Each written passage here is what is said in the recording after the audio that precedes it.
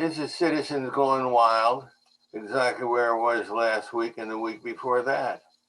What we are battling in general here in this country, in addition to the COVID, which is, believe it or not, temporary, although it doesn't seem like that, is a hostile takeover by a smart, well-educated group that thinks that they were born to shepherd the rest of us through life.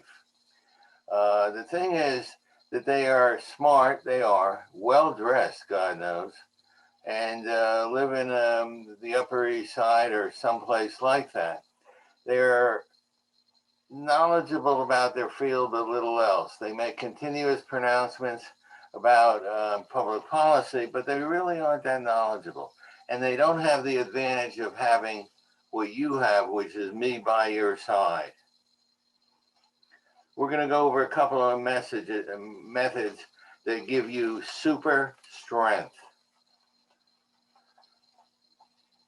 And by doing that, we're going to beat these people at their game, which is basically ruling the earth and telling you how to live your life. We've talked about a number of things. Let's go over some of them. We're going to know the facts better than they do. Okay? And this will allow us to poleaxe them if we get into a debate with them. For example, you look at poor people throughout the world, and that's most of the people in the world, except for those who are part of Western civilization one way or the other. And you ask, why are they dying? Why are they dying? Why are they always on the 6 o'clock news dying?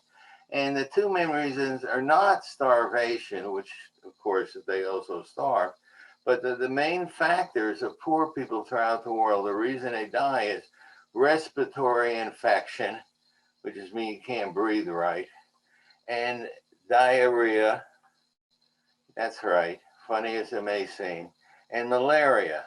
First of all, we're not talking about the diarrhea that appears in the ads in America.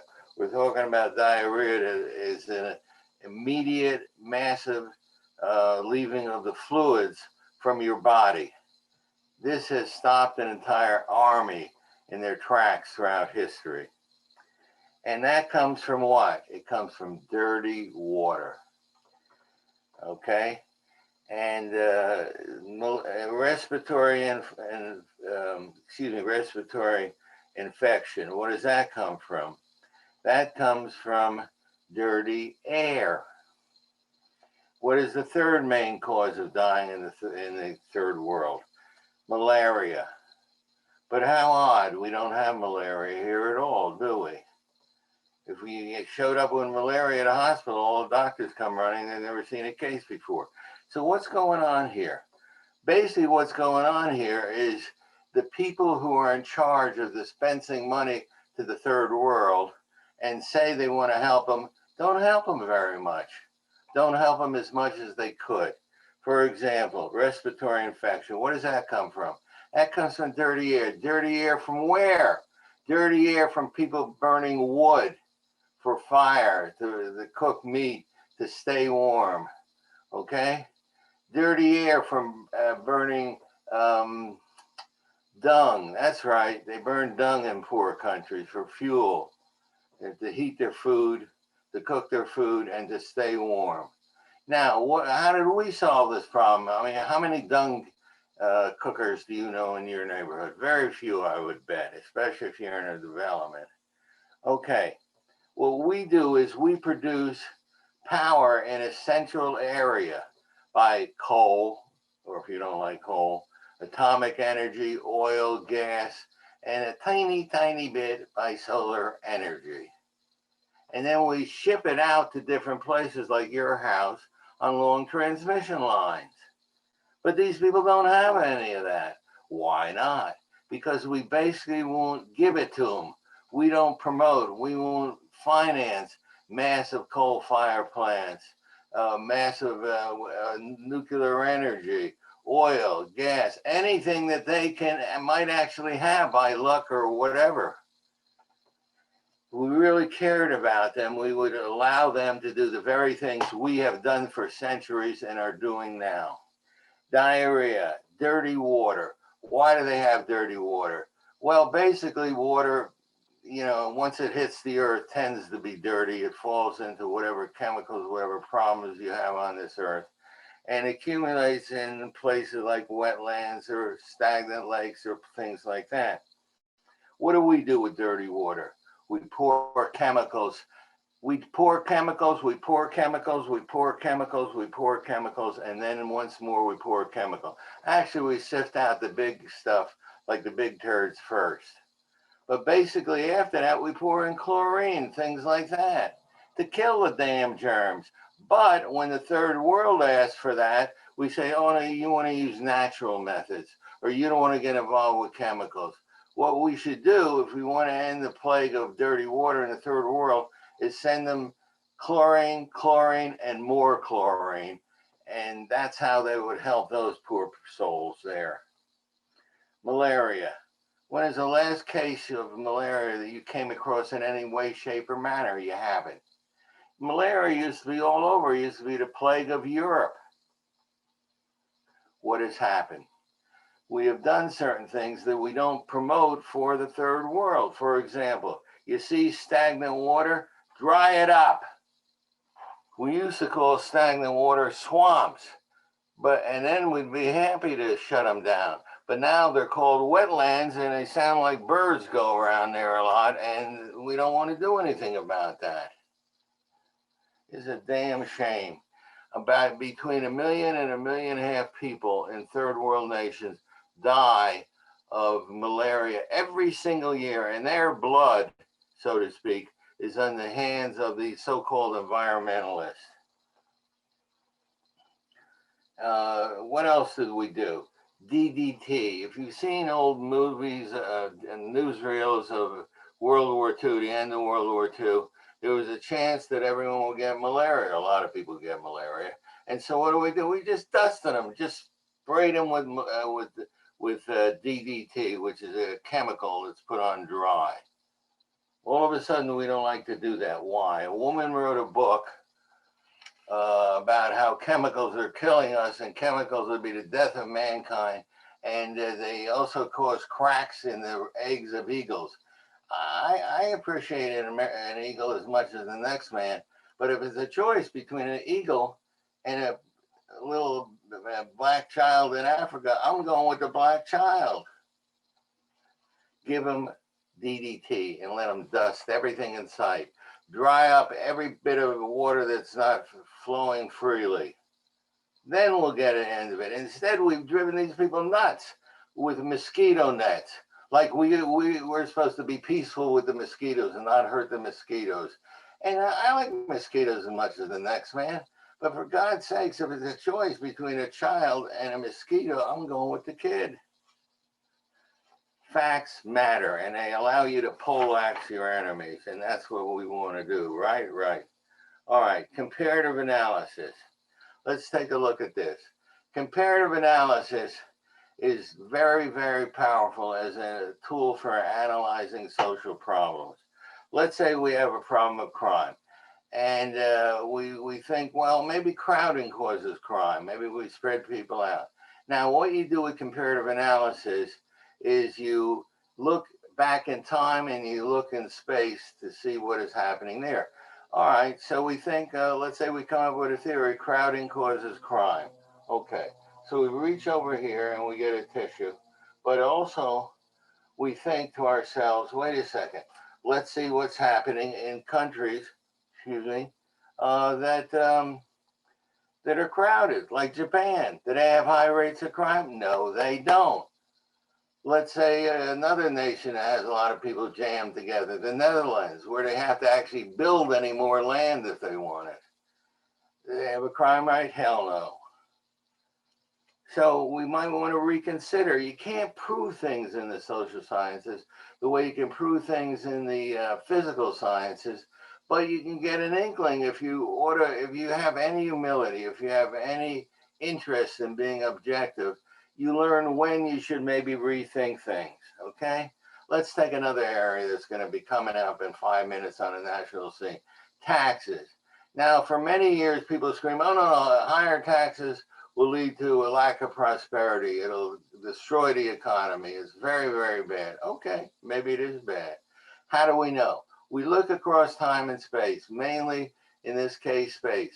We line up the countries in terms of the amount, the percentage of taxes taken by the federal government. I've actually done this in a research project. And then we put alongside of that, we compare that to countries that are prosperous. And you can do that by lining up their growth rates, for example. And what do you find? Well, I did this, and what I found was a strange situation with no good answers. Most of the countries that are prosperous, that is the countries of Western Europe and the United States have, leaving the United States, that is, European countries have very, very high taxes. Americans would keel over and die on the sidewalks if they had to live with those type of tax rates. There's barely any, if any, European countries that have a tax rate below 50%. That is, you earn $1, the government takes 50 cents. Ours is around 30, maybe 35%, maybe a little tiny bit higher recently. Now, there are two countries that have low taxes that are prosperous, Japan and the United States. So what do we have here? I'm not sure. We have a situation where you can't just say lower taxes equal greater prosperity, because the countries, there are only two countries that have lower taxes, but they are important countries, Japan and the United States. The other countries that have higher taxes that are very prosperous as well. So what do we learn? We learn that we're not sure of the role of taxes, and we should take it easy there without spouting dogma day and night. Comparative analysis is really, really important. It allows you, in effect, to bring a gun to a knife fight in dealing with public policy as well. Okay, here's something that's really neat. It's like having jujitsu, which is using the weight of your opponent for your benefit. Opposing views. Whatever view you have, there's someone out there on this planet, and possibly the next, that has an opposing view. When they have done the work, the research of lining up the arguments on their side, they have actually helped you. You can learn what the opposition thinks and what you might need to overcome their point of view. Let them do the work. Let your enemies do the work. Let the opposing party do the work, and then just take a look at it. It's already laid out for you. Another thing we can look at is personal experience. Now, this is tricky. A while back, there was a big sensation about a guy who had a method of reducing crime. And what he did is he took people who had either committed minor crimes or perhaps were thinking of committing minor crimes, and he put them in prison. And he let the prisoners tell him what life was like inside prison, like Royal Prison in New Jersey, which is where they filmed this. Well, it's hell on earth. It is hell on earth. If you think there are thugs out here, the creme de la creme of thugs are in prison, and they rule. They rule. It's not easy. This scenario was called Scared Straight. Now, I saw a documentary on Scared Straight, and I thought, well, that's the answer. But it turns out it's not the answer. It's turned out that there are people like me, whose idea of a cop is the guy, Mr. Gaucho, who used to live catty corner from my house, who would give out some of the best snacks in the neighborhood at Halloween. But it's a different world out there. It's a different world out there where the thugs meet the victims. And the people there think of the cops in a different way. And the people there are not so easily scared. I mean, if a cop yells, stop, I just throw up everything, throw off my shoes, take off my pants, whatever. I get panicked and I do what they say, just like that. Well, there are a lot of people in the ghetto who don't obey so quickly. You don't learn so quickly. You don't pay attention and don't give a shit what the cop says. So they also don't give a shit what the criminal says. They look at it and say, well, that'd be interesting. Actually, I don't know what they say, but the point is personal experience is tricky. you should use it because you have experience and it's as valid as anyone else's. But you have to be sure that your experience is more widely shared before you use it to analyze. Here's something else, numbers. We're going to have a healthcare debate. Our semi-annual activity is back again, and we're going to have a healthcare debate. What should we do about healthcare? Well, basically the debate is between those who think we should have national healthcare and those who think we should not have national healthcare. They like their personal insurance that they get, let us say, from the place of business where they work. They like it just fine. Thank you very much. So what do we do here? Well, a lot of people argue it's just terrible in the countries that they say they call it socialized medicine, like Canada or England or Germany or France or whatever. Okay, you can say what you want to say, but let's bring a few numbers into this. Let's see, for example, how much countries that have socialized medicine pay. Well, it turns out they pay about half of what we pay. Or they pay, let's say, a third of what we pay. But what about the healthcare? What about the healthcare? Here's where numbers come in. How long do those people pay that are laboring under the existence of socialized medicine? Well, this is bad news if you are conservative. It turns out they live longer than we live. Now, you might say, well, life isn't everything. But you also might want to take another look at it. Again, there's no proof the way there is in natural sciences, but you ought to take a look. Take a look at the figures. Take a look at the numbers. They're solid. And you have to deal with them in the end, or at least you should if you're an honorable person. Here's another factor that's important. History. Boy, is this important. Boy, is this important. If you want to know why the United States of America works, look at this. They use history to decide what is human nature like. They use history to decide what the governments do well and do poorly. And because of these souls, we live in a democratic country, which still continues on in spite of various problems. Okay? Learn from history. Now, the key to prosperity, let's say you want to help people in the third world. We want to help you get rich. What should we do? And the usual answer is we have to give more government aid, more government aid. Well, there's nothing wrong with government aid. I wouldn't mind a little bit. Chen would probably like a few bucks. But it turns out the nations that got rich fast were nations like the United States. And what was the secret of getting rich? Private business. Small businesses called farms. We became the first middle-class society in the world. That is a country where most people were in the middle class more than the rich or the poor. And we did that by small businesses called farms. Now that doesn't actually prove things the way I don't know, formula proves things, but it gives you an indication. And when you look at other countries, take a look. I think you'll find that a lot of countries benefited mainly by a government that stayed out to a large degree, but allowed free business to operate and didn't steal from the people, which is what you hear if you listen to third world countries, that the government or some soldiers come into your shop and just take your money away. This doesn't mean the government has no role. Of course they have a role. The best thing they can do is set up a system of good primary education. Okay, they can build the highways to make the transmission of goods and food possible. They can do a number of important things. They can keep enemies out. They can keep criminals from aggravating you. But the main reason countries get rich is private enterprise. We might take a look at this. Maybe we'd be better off giving loans to poor people than giving them food.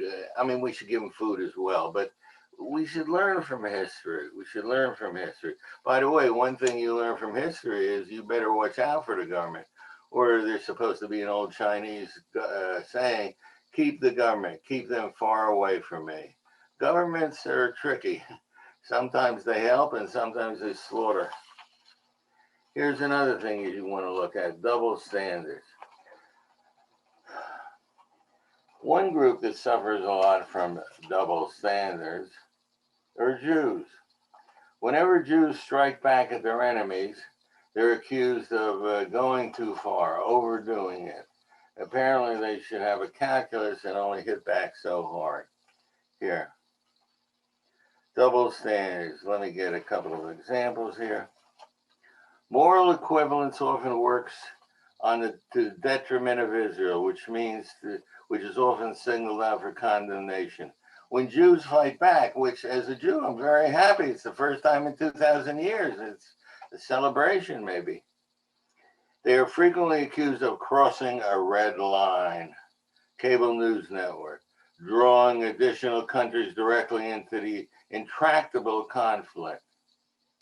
They are warned that retaliation can aggravate anti-U.S. feelings or destabilize the whole region. Were I a cynic, I would say that much of the planet has reconciled itself to the fact that Jews have the ability to strike back. I like that. I like that. Much better than being slaughtered, I would say. But the media often says they've gone too far or they've overreacted. That's how you win wars. You overreact. You kill more of them than they kill of you, and you're declared the winner. I like it. Excessive force, my ass. Now, the media, which is its own category, and there's more than a few seconds I'll give it here, the media has to be watched. We are so used to the media playing a large role in our lives that we forget what they do. The main thing they do is they set the agenda. What are you going to think about today? Trump? Well, apparently so. What are you going to think about? The virus. Okay, and they should be in some cases. But there are other things going on in the world. There are other things going on in the world at all times. They pick and choose. Are we going to think about Christians doing something wrong? Or are we going to think about the fact that Christians are actually being terrorized in most of the world, outside of the United States and Western Europe, and a little bit in Western Europe nowadays, that they're actually being crucified, hands out, feet together, bang, bang. They're being crucified, but you've never seen it. You've never heard of it. You're not alert to it. You don't care about it. Not because you're a bad person. You probably are against crucifixion, right? But it isn't mentioned. So it's not there. You should keep an eye on this sort of stuff. Another thing the media does is who's the bad guy and who's the good guy here. They decide. And whether you resist or not is another question, but they basically decide here. On college campuses, people are mad at Israel. Why? Well, I don't know why. There's a million different reasons. But one of the things that they said that the people talk about is that you're mad at Israel for a variety of reasons. But meanwhile, Iran hangs gays. They hang them in public. Here's a little picture of it. I don't know if you can see it, but they're hanging gays. They're definitely gay, and they're definitely going to be hung. They hang them from huge building cranes. They hang them from any place they can find. They throw them off of roofs. And yet, Israel does not get credit for being, well, Tel Aviv is the most gay city in the world. It has the biggest gay parade. The gays in the military have been in there for decades. They have their own magazine, but somehow they never give credit for that. Why not? The media decides who gets credit, who doesn't get credit. By the way, this is a horrible picture, but it's a picture of a Christian being literally crucified. Why haven't you thought about it? Because you, like me, until I got this picture, until you saw this picture, you didn't know what was going on. Basically, if it's not in the media, if it's not in the news, it doesn't exist here. The people talk about slavery and talk about discrimination. The Arabs and the Muslims own black slaves. They own black slaves today. They have owned black slaves for centuries. They were practicing slavery Arabs holding blacks as slaves for 8 centuries before we got into the slavery business. But if it's not in the news, it doesn't exist. Here's one. Lately, there's a group, BDS, that seeks to they seek to basically slander Jews, slander Israel, say we're terrible people over there. And one thing they advocate is a boycott. But it's interesting. What about this boycott? The Germans were the first in modern times to urge the boycott of a group they didn't like, Jews. If this was pointed out, people might wonder if these are good guys or bad guys that are slandering Jews and saying we should boycott Jews, because it'll remind people of the damn Nazis. But if it's not in the news, it doesn't exist. More and more, we live in a media world, a visual world. And if it's not there, we just don't care about it. When looking at problems, you have to realize that the media is making a choice. Are they looking at a problem as a question of solutions or a question of trade-offs? That is, they look at a problem and say, we can solve this problem by doing A, B, or C, or maybe A, B, and C together. Or do they say, we can do this, but it'll cost us? The media doesn't do many buts. It likes a clean story without interruptions. But here's the thing. The United States, about 20 years ago, decided that they would provide subsidized flood insurance to people throughout the United States. It cost so much, it was so hard for people to rebuild after a flood. Everybody said that's a great idea. We're still spending about $16, $17 billion a year providing subsidized flood insurance. It is a good idea, but what? But people in New Jersey who want to live right by the ocean, a few feet away from the ocean, but don't want to get wet, will take a chance and build a house there because the insurance is subsidized. A friend of mine told me how he did own a very expensive house worth, $750,000 at least. And he only paid a few $100s for flood insurance. When the floods came, this was a couple of years ago, Hurricane Sandy, and wrecked his place, it cost hundreds of thousands of dollars to repair it, but he didn't have to pay for it. He's not a bad person, he's a good person. But you have to be nuts not to take advantage of these programs. We have to look at not only the solution we propose, what is the cost of this solution? This goes on all the time with the little bitty islands off of the South Carolina, North Carolina coast. Lovely places to build a house, but sure as hell, it will be flooded because it's a spit of sand. It gets flooded.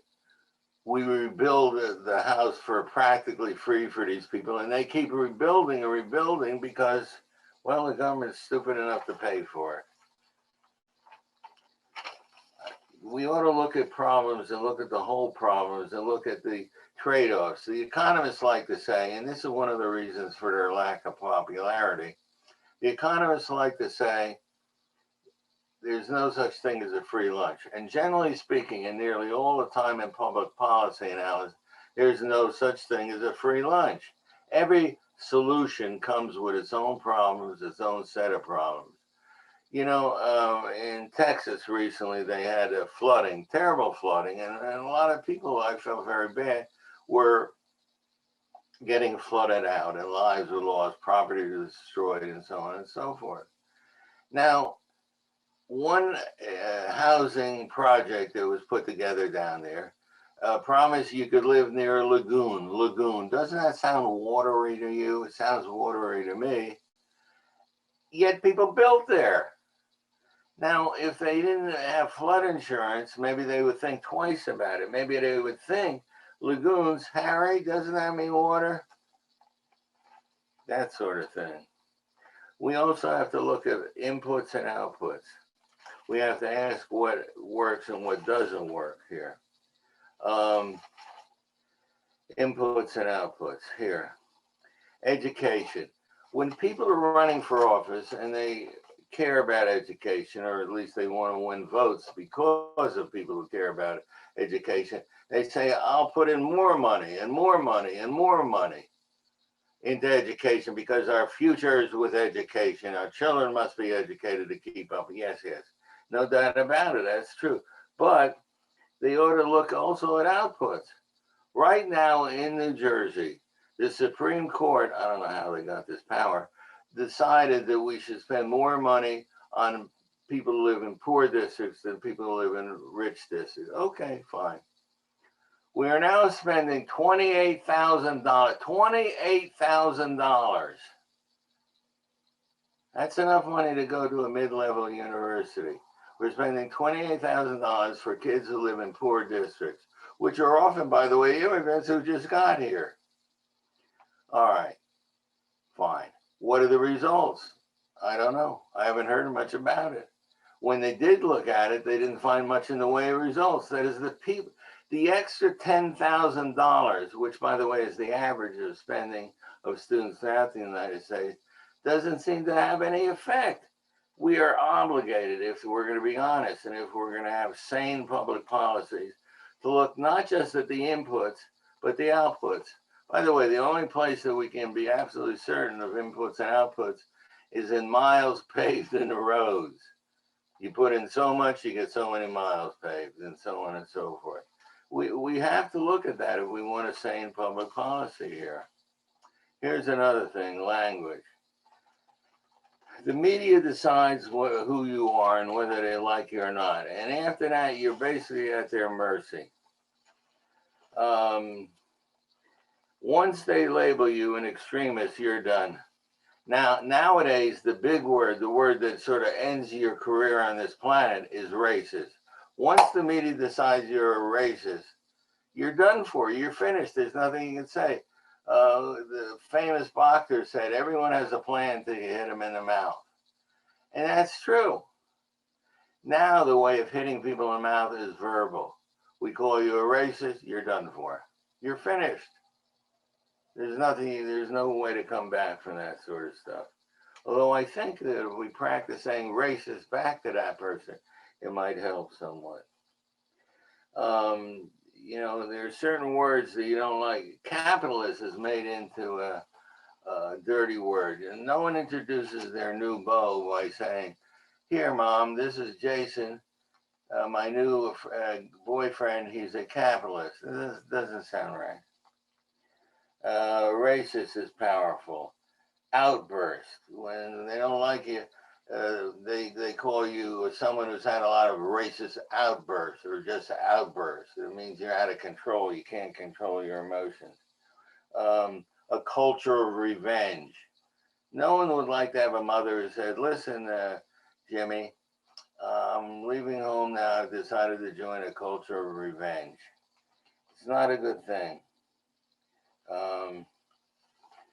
Another thing is occupation, which is often used against Israel. And no one asks the following question. If Israel is occupying a country, what country are they occupying? There is no country out there for them to be occupied. But it doesn't matter. Once the label is on, once the media has decided on who you are and what type of person or country you are, you're pretty much done. There's one more thing I wanted to mention, and that's apples and oranges. The media will often compare different groups that really shouldn't be compared, or if they should be compared, it's with the addition of a footnote. For example, recently Hispanics have become a group that is officially certified as oppressed. By the way, we're the only country in the world that I know of that has this category of group Hispanics. And I've asked my students over about nearly 40 years, do you ever greet somebody by saying, hello, fellow Hispanics? Is there an Hispanic national melody? Is there nothing? Actually, the people who are Hispanics fight like cats and dogs. The Puerto Ricans hate the Cubans and the Cubans hate the Puerto Ricans. There have been civil wars there in South America that have gone on for 30 plus years. But somehow we put them in a category that deserves special treatment. And we get them in that category and keep them there by saying, well, blacks and Hispanics are not doing that well as white people. Well, maybe they're not. Maybe there are reasons why they're not. For example, and again, this is stuff not mentioned. How long you've been in a country that has a great effect on how well educated you are and how well off you are. My father and mother never got to high school, but her children have two kids with PhDs and one with a master's. Okay? How long you've been in this country has an effect on what type of life you're going to have. Level of education. People come here because they have a low level of education and they want to increase it. Who can blame them? Great idea.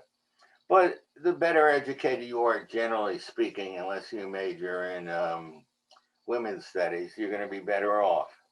Okay? They have larger families. I'll bet that your grandparents had much larger families than you have. Most educated middle class people have one, two kids. Some don't even have two. Some have one. Some just have a picture in their wallet of their nephew. The larger the family, the more the wealth has to be spread out. How well do you speak English? That's another factor. It has nothing to do with anyone discriminating against Hispanic. It has to do with they don't know English that well. The better you know English, obviously, the more money you're going to be earning. There are maybe some exceptions, but there aren't many. And there are different cultures. Different cultures have different levels of entrepreneurial skills. I always urge black students to look into the area of owning your own small business because I happen to be a really smart person. Well, I try anyway. And I know that most people moved from poverty to the middle class by owning their own small businesses. The only groups that moved within the time of one generation from poverty to middle class are groups that stressed owning your own small business.